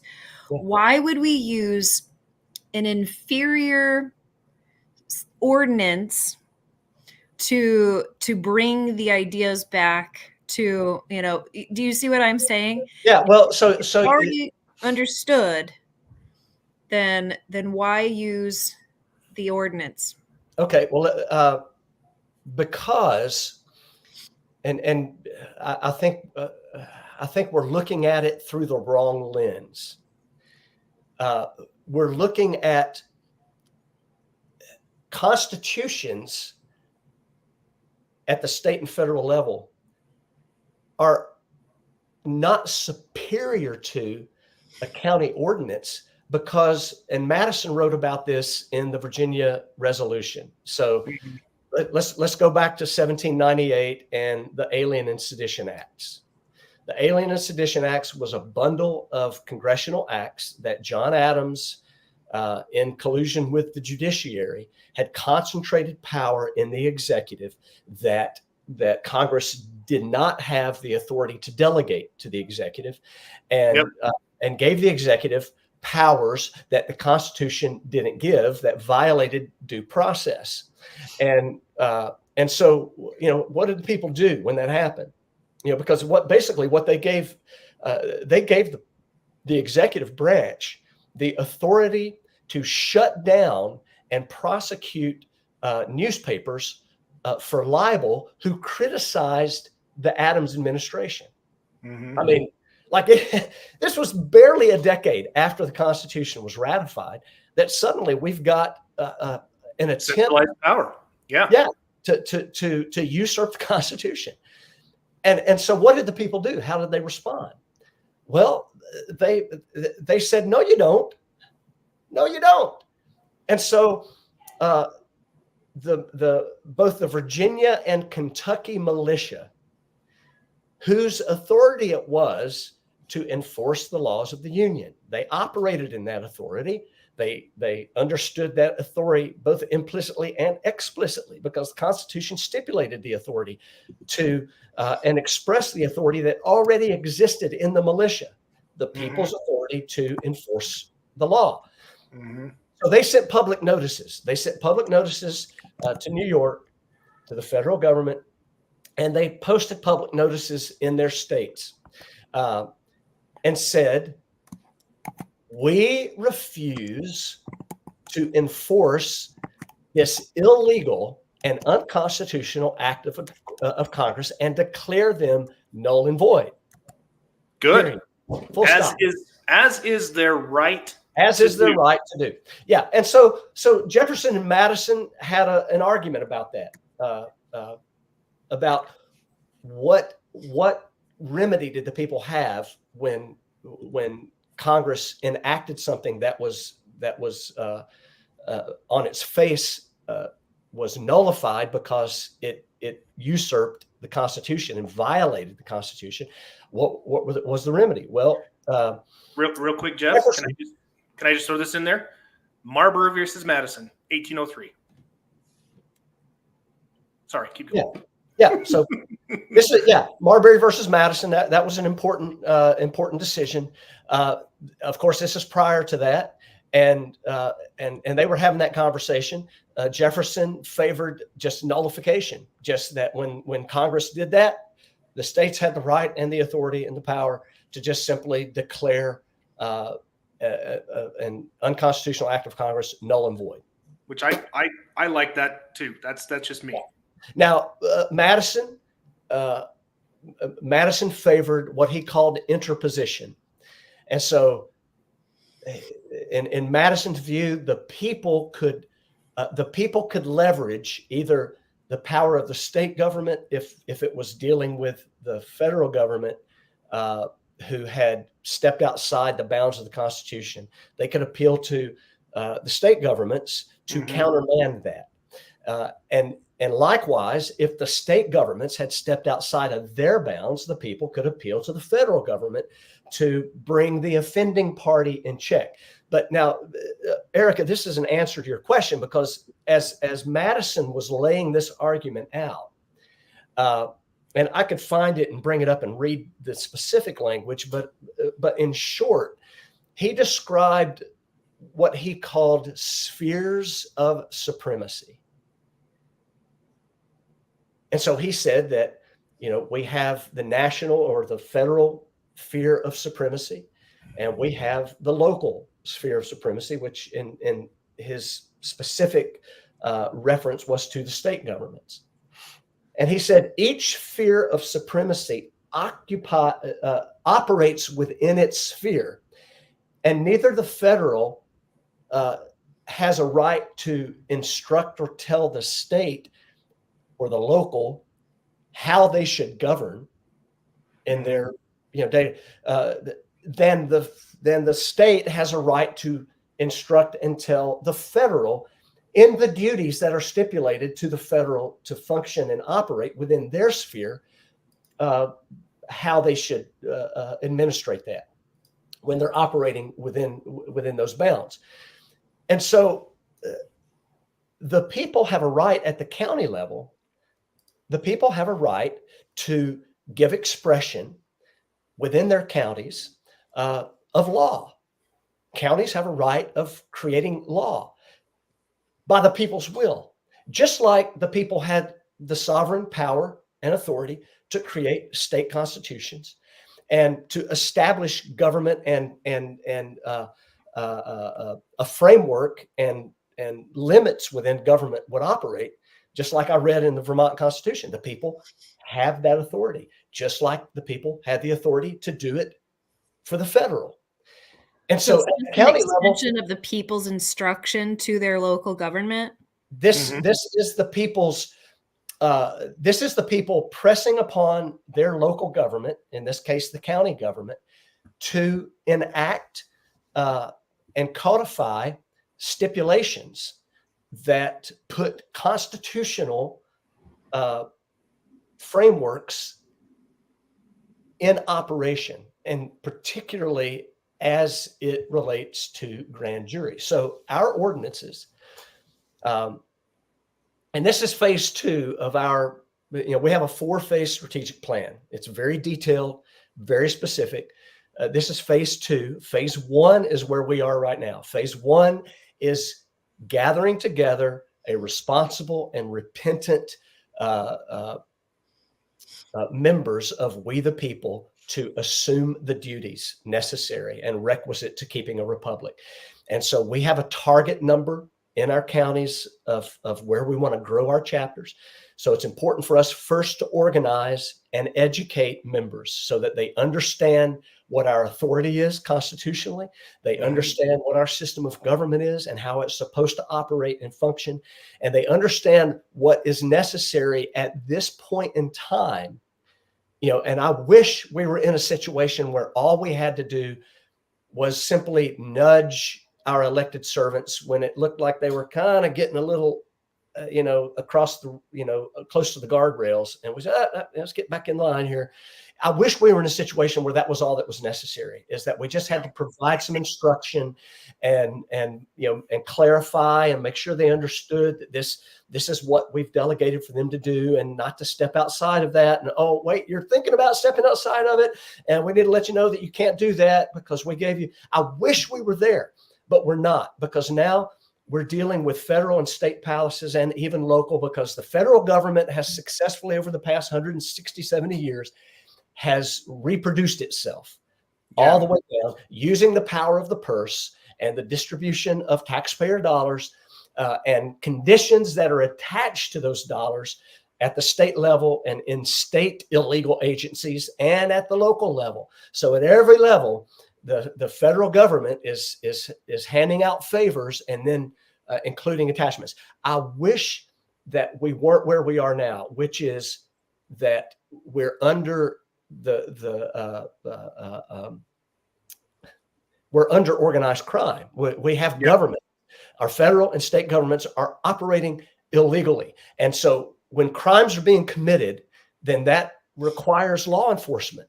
It requires holding people to answer for those crimes, not instruction. I wish we could just instruct them, but laws are being broken. And what you do with felons is you hold them accountable for breaking their laws. And ignorance of the law is no excuse. No, it is not. So if you and I break a law that we're ignorant of, they sure as heck prosecute us. Yes, they do. And hold us accountable. And if we claim, well, I didn't realize that was against the law. Well, sorry, that's no argument or defense. Ignorance of the law is no defense. So what our county ordinances do is our county ordinances, which has the force of law at the county level. And that's why we say we're restoring America one county at a time. We have certain clear stipulations within our ordinances that obligate our county governments to operate constitutionally, and clear stipulations that provide very detailed and specific modes of action that effectively restore the independence, the authority, and the investigatory scope of the county grand jury, which is, in fact, it's kind of a misnomer, because any grand jury impaneled in your state by any county is a state grand jury, and it operates in that position of authority. And so we have detailed stipulations in our ordinances that require the county government to perform certain actions. We don't put any fiduciary or budget requirements. This is just all simply abiding by. We obligate our county government to abide by constitutional framework. Can I interrupt you? Yeah. So the question that they pose to us, which is how we started, is, well, what if we don't? What are you going to do about it? So you talk about law enforcement, right? Right. They're obligated, but right now they're obligated to do a lot of things that they're not doing. And our law enforcement is breaking the law just as much. So here's like the juxtaposition in tactical civics. How is that problem solved? Well, when you look at our county ordinances, and again, you have to take measure of the sphere that we're operating in and the context that we're operating in. One thing that we recognize right now, a present reality and an operational reality, is that we're not going to take on Los Angeles County. Mm-hmm. Like, that's not where we're going to begin our process of a restoration of the rule of law. We're going to start in places like Hopkins County, where we got a population of 45,000, and we have a target number to build our county chapter. And in our county, we know our judge executive and our county commissioners. I mean, these are people that we've worked with, that our kids have played soccer and softball together. We run into them at church, in the grocery store. They know us. We know them. And so the dynamics are entirely different in this scenario. And we don't initiate our phase 2 tactical objective of passage of our grand jury ordinance and our militia ordinance, county militia ordinance. We don't pursue that until we reach critical mass in a certain number of counties in a certain number of states. When we reach that, and we're growing like crazy, When we reach that organizational tipping point, then we activate all of those county chapters to initiate the process of pursuing passage of our county ordinances. And we do that in mass. We show up in force, in mass, in our county council chambers. We pack it out. We pack the lobby out, and we pack the lawn out. Whatever the occupancy is of our county, we show up in mass, and we've already done wargaming. We've already done advanced work of of knowing that we have the votes or not. Okay. So we're not just just flying into this, like some kind of fly by the seat of your pants. Well, that's why I'm asking, because the people out there, I always try to ask the basic questions. They're witnessing the laws be broken. Right. So they want to know, well, how do we enforce this? Because they're tired of it as well. And at the end, if you would give everybody action items to how to get involved, that would be great. Yeah. So what happens with our ordinance, and I'll just give you a few details that'll kind of spell this out. We have some requirements and some stipulations in our county grand jury ordinance. One is that people have an opportunity to volunteer to serve. I know a lot of people. I'm one of them. I've been voting for many years, but I've never been called to serve in a grand jury. Why is that? Is it just the luck of the draw, or because it's not a huge pool that they're drawing from? No, it is not. So does that mean that the process is corrupted? Does it mean that, I don't know, but what we require a few things for the county government to do. Number one is they maintain a web page on the county government website for the Hopkins County grand jury. And then on that web page, there's a button, volunteer to serve on grand jury. Boom, I click that button, I submit my information. Well, our ordinance also requires the county clerk to maintain a standby roster for grand jury. Oh, and whenever grand jury is impaneled, that standby roster is included with the existing roster that is used to select grand jury. So that's a stipulation in the ordinance. Okay. We also require in the ordinance impartial observers to observe the selection process to ensure that the people's interests are being watched out for, and that the selection process is not corrupted in any way, and that it's done impartially. So we have all those stipulations in the ordinance. We require them to do that. We also require a button that says file a complaint. Criminal complaint, yes. So anyone in our county can file a complaint, and they can file it anonymously. Why anonymous? Well, because you've got county and city employees that have been working for the county and city government for 2 decades. Right. And they've seen stuff, but they're just, they're low on the totem pole. They don't want to lose their job. They don't want to lose their job. They're in a small community. They don't want to become the center of a controversy. They don't want to lift their head up above the line of fire and get it taken off. And so they just keep their head down. They do their job and they go home. Well, they're going to have an opportunity.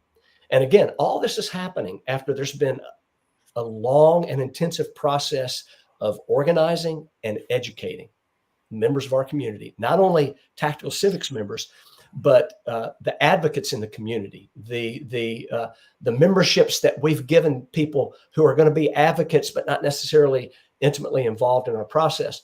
And so these county workers are going to be able to say, I know stuff and I've seen stuff, and here's what I've seen. And so they can file that. Well, here's another stipulation connected to that portal, that complaint filing process. And people can also file affidavits and submit those as well. But people will be able to submit complaints. But here's a stipulation connected to that's in the ordinance. And that stipulation is that if a number of complaints are filed that reach the number of 0.5% of ballots cast in the last election, then our county judge is required by county law to impanel a grand jury to investigate. Mm-hmm. So 0.5% in my county of the entire population is 250 people. Wow. So ballots cast, 0.5% is probably 50 people.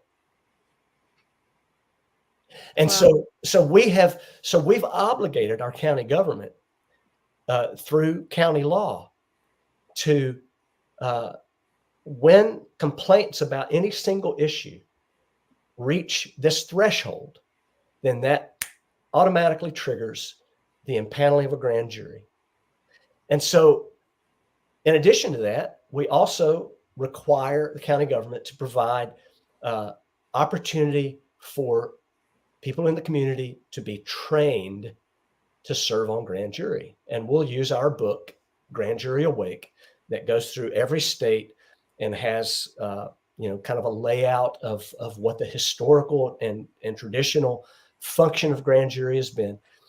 In Kentucky, we do it very much according to our founding principles and constitutional tradition.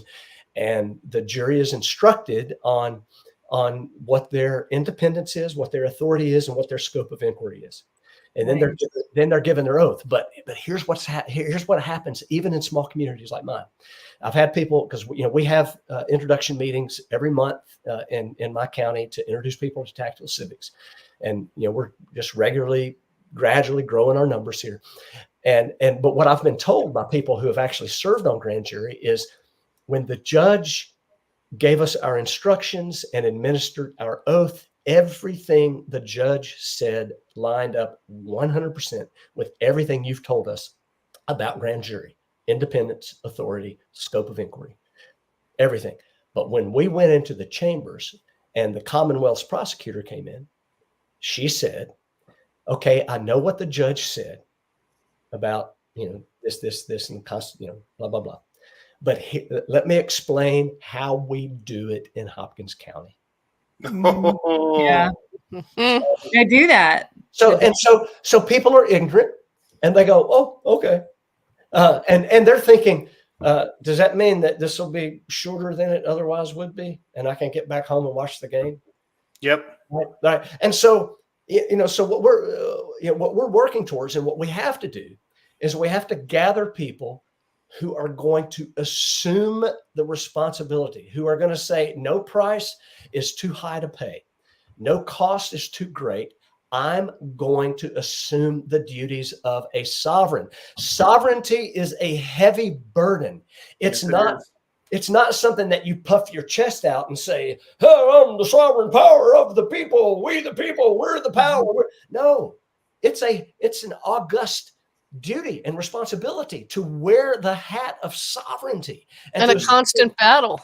And a constant battle. Absolutely. Sovereignty gets attacked. It gets maligned. It gets undermined.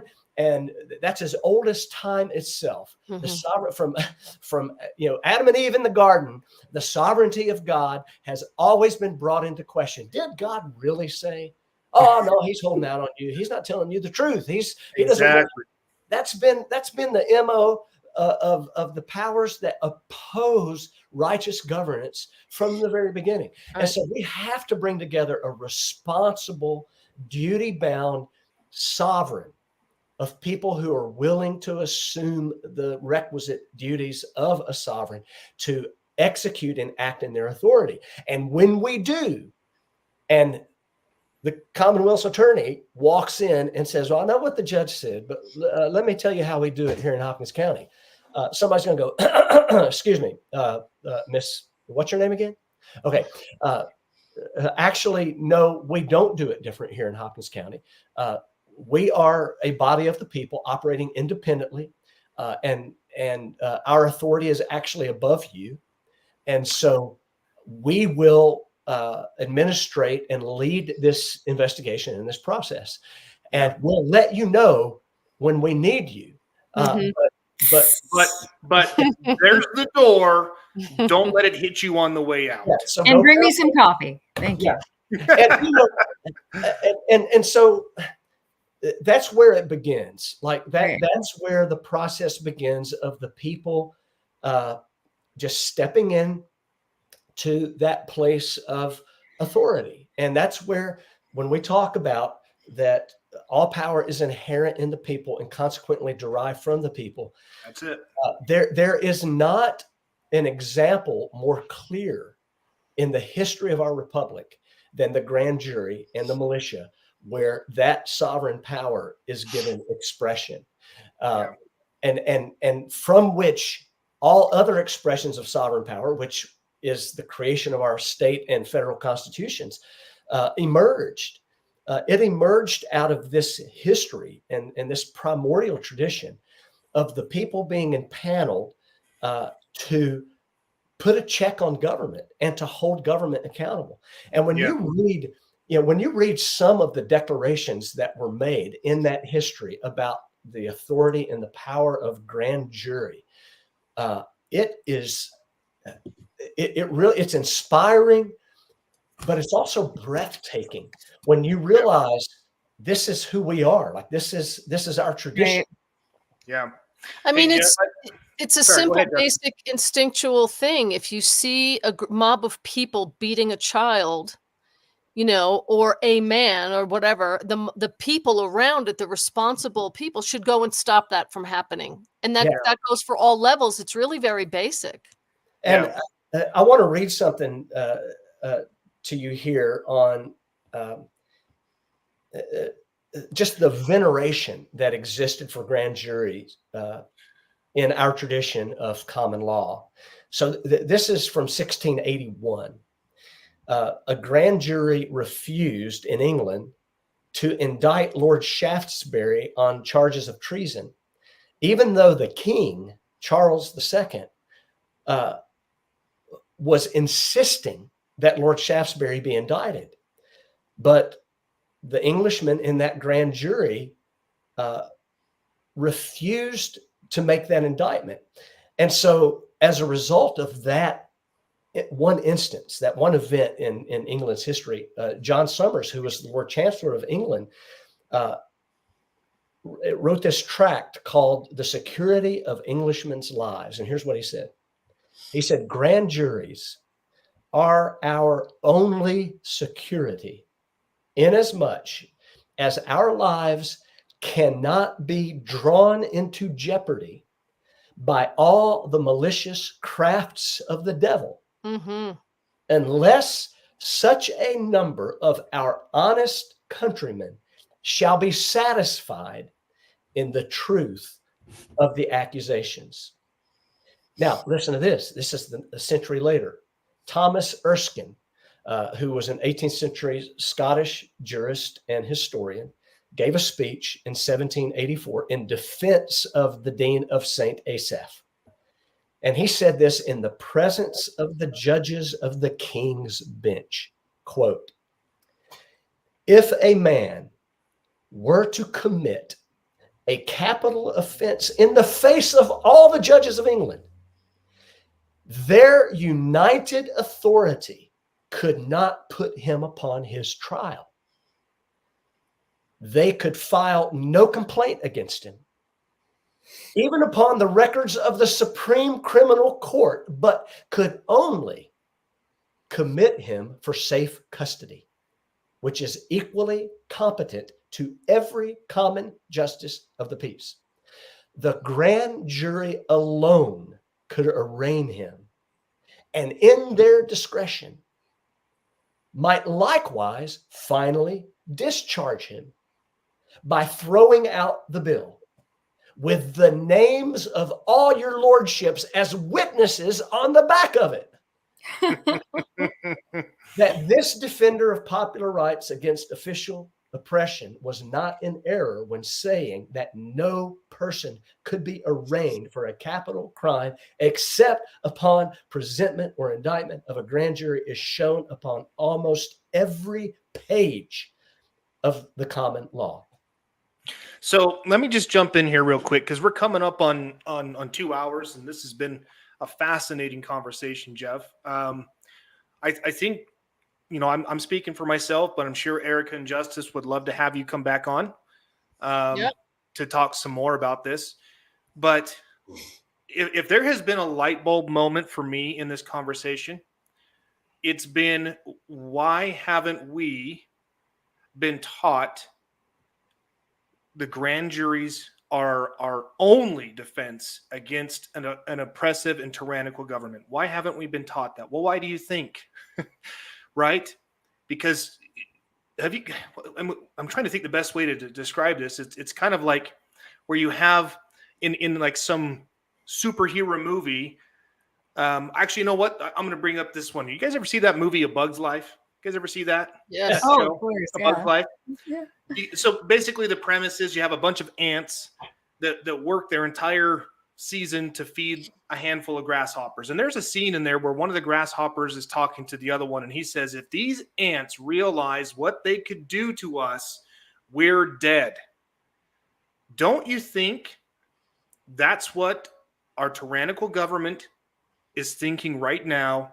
That if we, the people, wake up and realize the true power we hold and start convening lawful grand juries, and by the way, to your point, Jeff, if the county prosecutor comes in, we're going to quickly show them the door and say, don't let it hit you on the way out, because you are a servant of the court. You are not a servant of we, the people. We, the people, will delegate who will prosecute these claims on our behalf, not you. Because you have one purpose, and your purpose is to the Bar Association and to the state and to the other corporation that's only purpose is to generate money. Your purpose is not to secure the benefit and the welfare of we, the people. So with this in mind, don't you think, guys, that it's important that we understand this and that we start at the county level? I mean, gosh, how many times have we seen people who are just like, oh, geez, if we just elect so-and-so, if we just elect this guy, he'll change everything. I mean, that's insanity. Yes, it's from the ground up, county by county, and It's numerous insanity. people are talking about doing that, organizing, and have been for a while. But it's also finding the proper vehicle and the vehicles that fit within action items that will give us results. You know? So here's what I'm challenging all of you. Go to tacticalcivics.com. There's a video on the homepage there. I shared it. It's actually Jeff. It's about 12 minutes long. Talks about the mission, what it is. You can get involved.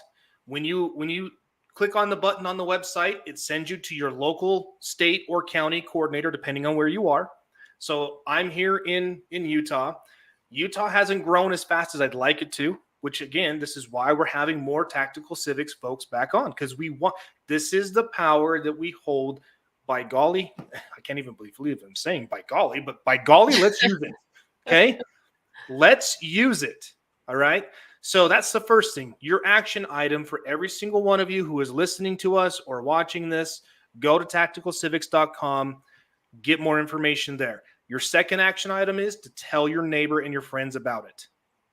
We need to educate everyone the true power that we hold, because again, just like that grasshopper in the Bug's Life movie, our tyrannical government, and they're not servants because they don't serve us. They serve their own self-interest. So the people who hold positions in our government offices, they're saying to themselves, if the people knew and understood the power they have with grand juries, we're sunk. We're done. It's over for us. So, Jeff, have you had the pleasure of being on with my good friend Sean from SGT Report? No, I don't believe so. I'm going to reach out to Sean. He has a considerably larger audience than we do. I know that's hard for you to understand because we do get a lot of good people listening to our show. But he's got a great audience. Big audience, yeah. Big audience, and I know he would love to have you on. So I'm going to reach out to him. I'm going to have Erica send over to me your contact information. I want to get in touch with you personally. Yeah. But thank you so much, Jeff, for coming on. Thank you for sharing. I mean, gosh, I learned so much today. Some fascinating things I didn't know. I had no idea that the grand juries were what stood between the colonialists. Geez, that's hard to say. And the king's wrath and the king's tyranny back during the revolutionary times. So I know. It's we Tactical Civics. There was a book written by a University of Houston professor of history, and his whole life's mission was chronicling the history of grand jury and he wrote a book called The People's Panel, and it's the history of grand jury from 1634 with the Massachusetts Bay Colony to 1941. And it's it was one of the most clarifying, liberating, invigorating, and fascinating books I've ever read. Can you say that again? It's called The People's Panel. The And People's Panel. Tactical Civics has reprinted it. It was out of print, and we got the permission to do a reprint. It's available now on Amazon for $10. And if you are a Tactical Civics member, you can download the PDF copy and read it on your PDF reader, on your tablet or computer. And it is a heavily annotated and footnoted survey of the history of grand jury. And grand jury has been an institution that's been under attack. They've effectively destroyed it in England because the professional legal class hates grand jury. Of course. Yes, they do. It's not efficient. It costs money. It moves slowly. And it takes all processes and all power out of the hands of government, Of course, and puts it solely in the hands of people. And that's why, Jeff, not to cut you off, but that's why when you see, like, sometimes you'll see that federal charges are brought against people and they say a federal grand jury indicted these people. Oh, so they're just calling it a grand jury. It's not a real grand jury. Yeah. It's a rubber stamp for a prosecutor. Yeah, that's all it is. That's all it is. So, hey, I don't want to cut you off, but like I said, we're coming up on 2 hours. I appreciate it, guys. I can talk about this all day long. It's my passion. I could listen to you all day long. I love the way you present things. Very, very articulated. Thank you for coming on. Everyone, thank you so much for joining another episode. We appreciate you. We love you.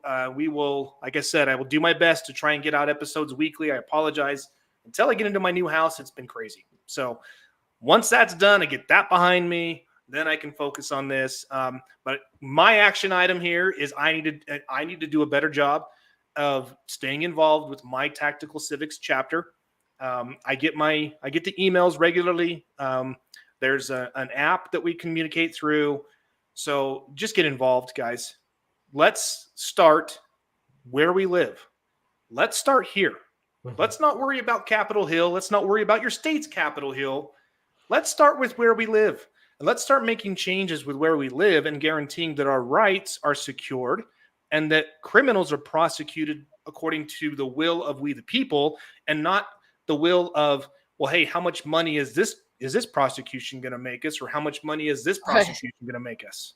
Yeah. Because it never should have been about money. But like Jeff said, grand juries are expensive. They're time consuming, and it slows the cog of the judicial machine, which is constantly turning and churning out more and more money for these evil, sick, twisted people. So with that, you guys, God bless you all. I'm going to sign off. Thank you so much, guys. Appreciate you and love you all. Take care. Bye, guys. See you. Thanks.